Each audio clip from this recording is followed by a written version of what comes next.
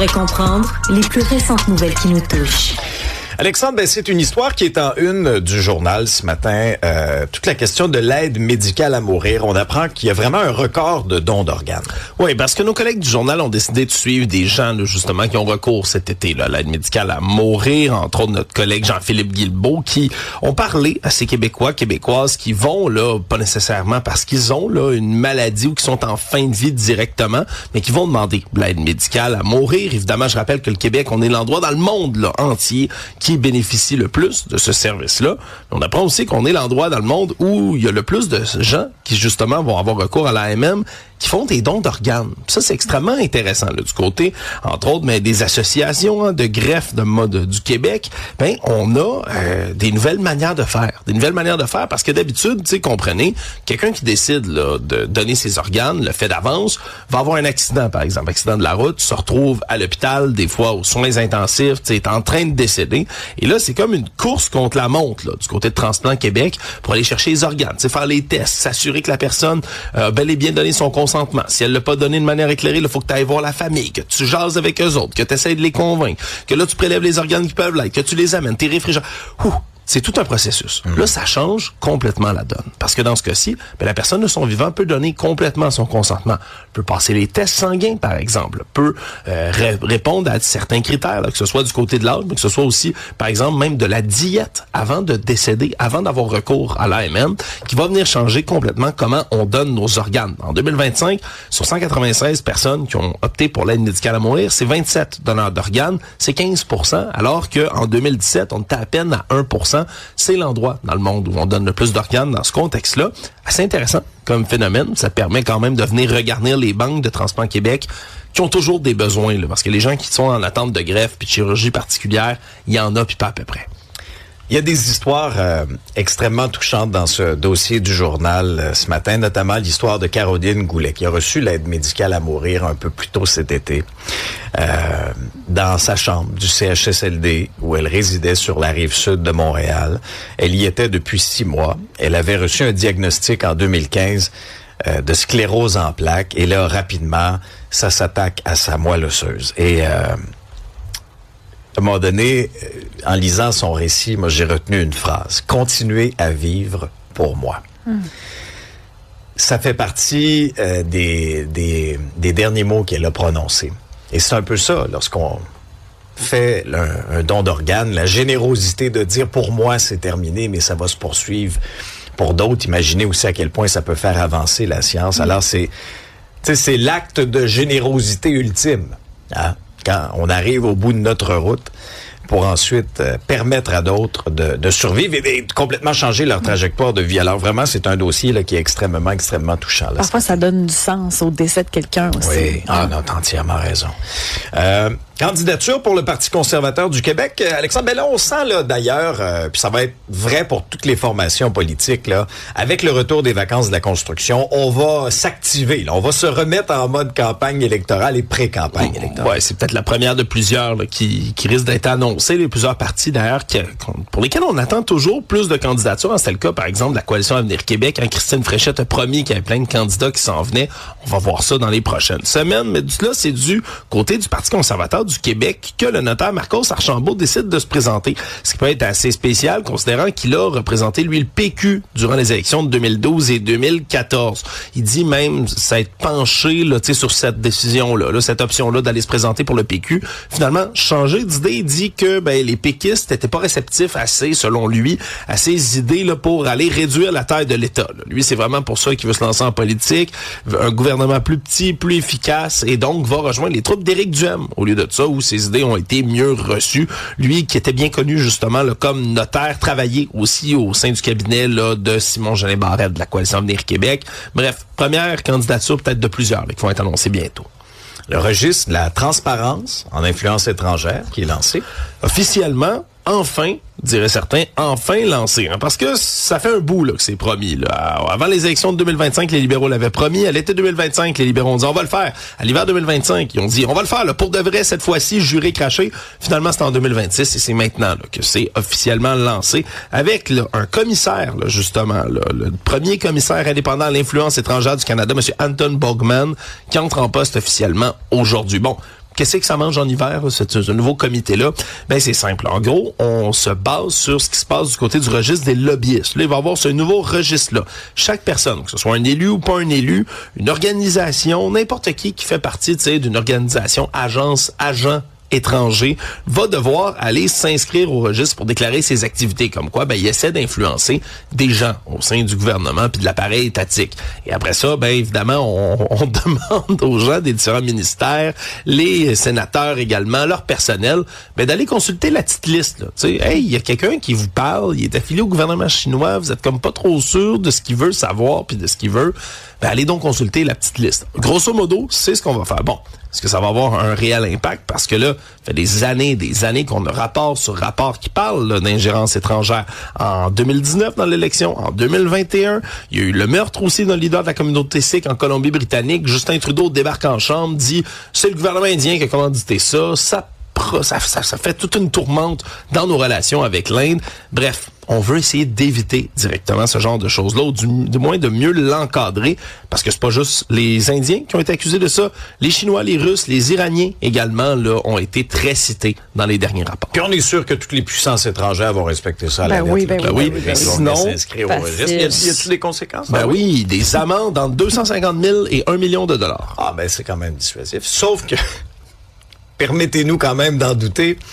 Reste à voir l'efficacité de ce registre-là. Ça m'a fait bondir quand j'ai vu cette manchette-là ce matin. Fini le travail bilingue dans des bureaux du ministère de la Défense. Ouais, c'est spécial ça. C'est dans le Devoir là, ce matin qu'on peut lire que le ministère canadien de la Défense là, a enlevé le français de statut de langue de travail là, dans à peu près 180 de ces unités et organisations différentes qui sont un peu partout au Canada. Parce que c'était considéré comme bilingue, les langues de travail. Là, tu peux parler en français ou en anglais. Mais là, on a dit, on éprouve des difficultés à respecter les obligations linguistiques. Et on a une nouvelle approche en matière de langue de travail. C'est quoi la nouvelle approche? Enlever le français. C'est simple, là. On n'est pas capable, donc on va pas le faire. C'est simple, là. Ça, c'est l'explication noir sur blanc sur le site de la Défense, parce qu'évidemment, ils n'ont pas fait d'annonce en grande pompe pour dire ça, mais ils ont décidé quand même de modifier tout ça, puis c'est depuis janvier 2025. C'était passé complètement sous le radar. La décision a été prise là, en mai dernier, officiellement, par exemple, au Collège militaire royal du Canada. On dit, il y a une tradition de bilinguisme, mais maintenant l'anglais, c'est la seule langue de travail, désolé. Il me semble de voir un joueur du Canadien. Moi, je m'entraîne pas, je trouve ça trop dur, les chin-ups et les push-ups. Je m'entraîne plus avant les matchs, c'est terminé. En même temps, est-ce qu'on peut vraiment dire que ça sort de nulle part, là? Considérant qu'on vient d'avoir, par exemple, une première gouverneure générale qui parlait pas en français de l'histoire du pays, tu sais, quand il y a des nominations comme ça, de gens qui ont des rôles importants, qui sont traditionnellement bilingues, puis on décide, hey, savez-vous quoi, finalement, on s'en fout de cette tradition-là. Ben, les autres organisations vont s'en foutre aussi au sein du gouvernement. Oui. Puis malheureusement, là, c'est un peu partout au pays où, à part là, certains services aux familles, les gens qui travaillent au ministère de la Défense ne pourront plus parler en français au travail. On dit souvent dans l'appareil fédéral qu'il y a deux langues. C'est vrai qu'il y a deux langues. Il y a l'anglais et il y a la traduction de l'anglais. Ouais. Je veux dire, arrêtez là, de nous niaiser. Arrêtez de nous vendre la moindre intention de vouloir faire respecter le bilinguisme au Canada, surtout là, tu sais, avec le changement de gouvernement, etc., là. Hypocrisie. La place du français, oui, t'as raison, il y a énormément d'hypocrisie.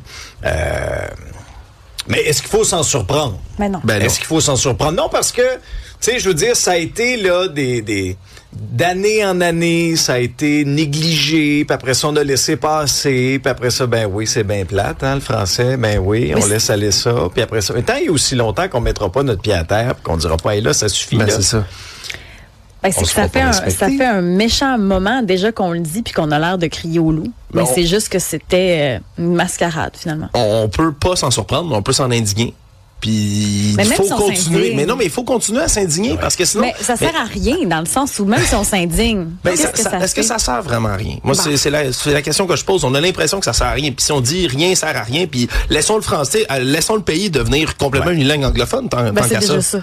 Le reste, oui. Le rest of Canada is very English. Je te dirais que va dans certains arrondissements de Montréal, puis tu vas être au Rock, là, tu vas être dans le rest of Canada.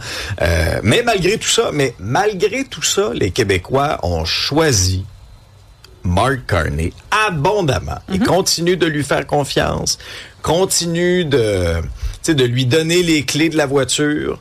alors que la voiture s'en va dangereusement dans le mur à bien des niveaux. Le car. The car, oui, excusez-moi. And the wall.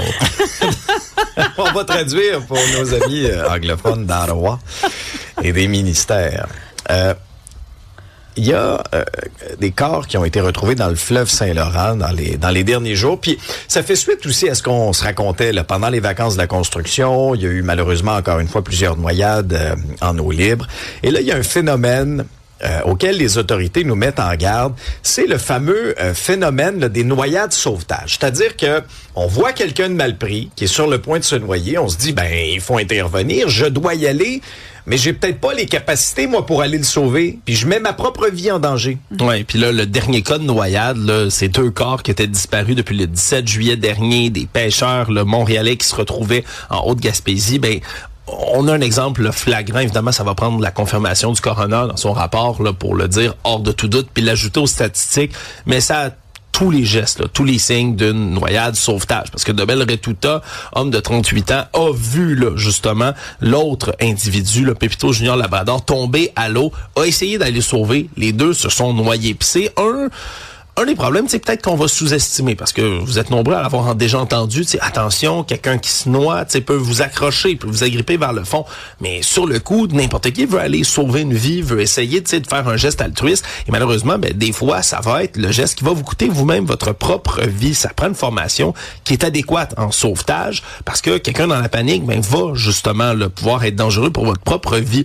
En 2025, il y avait 7 événements de noyades multiples, et si il y en avait juste un, que c'était une tentative de sauvetage. Là, pour cette année, on a une augmentation. Là. Si les données se confirment, là, ça serait le 4e double noyade de tentative de sauvetage. Là. Déjà cette année. Puis, tu sais, les petits conseils rapidement. Il faut appeler le 911 en premier. Si vous n'avez pas vous-même de veste de sauvetage, vous n'avez pas de cours de sauvetage, n'allez pas dans l'eau directement. Approchez pas par derrière de quelqu'un non plus si vous décidez de plonger dans l'eau. Puis surtout, privilégiez de lancer des objets, là, donner des conseils, aider la personne à ne pas paniquer. Ça vous met beaucoup moins à risque. Ça, c'est super sur papier. Mais quand tu arrives devant une situation, des fois, tu sais pas l'instinct, qu'est-ce que ça te pousse à faire. Donc, moi, ça me rappelle juste qu'il faudrait peut-être revoir nos cours, justement, de secouristes dans l'eau. Souvent, on fait ça quand on est jeune, mais moi, ça me rappelle, j'ai envie de les refaire à la suite de ça. Cours de secourisme, cours de natation, tout ça. Puis, on le dira jamais assez, mais on a vraiment tendance à sous-estimer la force de l'eau, la force des courants. Cet été, moi, ça me marque, là, parce que je veux dire, ne passe pas une semaine sans qu'on vous parle d'un drame qui est survenu comme ça. Puis à chaque fois, c'est un peu le point en commun. On a malheureusement sous-estimé les courants, que ce soit dans une rivière. Le courant peut être très fort, peut nous emporter, même dans un lac aussi.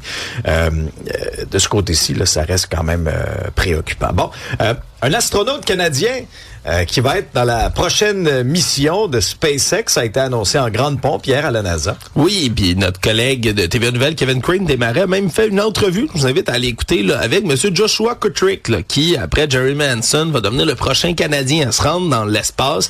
Cette fois-ci, c'est la mission Crew 13 là, qui est lancée par SpaceX. Parce que vous savez, c'est la nouvelle volonté de la NASA là, de travailler avec des sociétés privées pour être capable d'envoyer là, en basse orbite, en basse altitude, toutes sortes là, d'appareils dans l'espace. Et là, lui, il va aller travailler au sein de la Station spatiale internationale, qui est comme un gros labo dans l'espace, là, où on va mener toutes sortes d'expériences. Lui joue un rôle de spécialiste et de scientifique, justement, là-dedans. Mais c'est quand même la première personne au Canada à participer à ce nouveau programme d'équipage commercial. C'est ce qui est différent. C'est ce qui est une première, justement. Et il explique, entre autres, à Kevin Crane, comment il a dû, faire de nouveaux apprentissages. Lui était déjà, astronaute formé, mais il a dû apprendre, par exemple, le russe, parce qu'il va travailler avec d'autres astronautes russes. Bref, assez intéressant d'aller écouter cette entrevue-là. Mais disons un parcours fascinant. C'était la même chose avec David Saint-Jacques. Je pense qu'il nous a tous impressionnés. C'est 195 000 diplômes. Oui, c'est ça. Ça nous fait vraiment sentir un peu paresseux.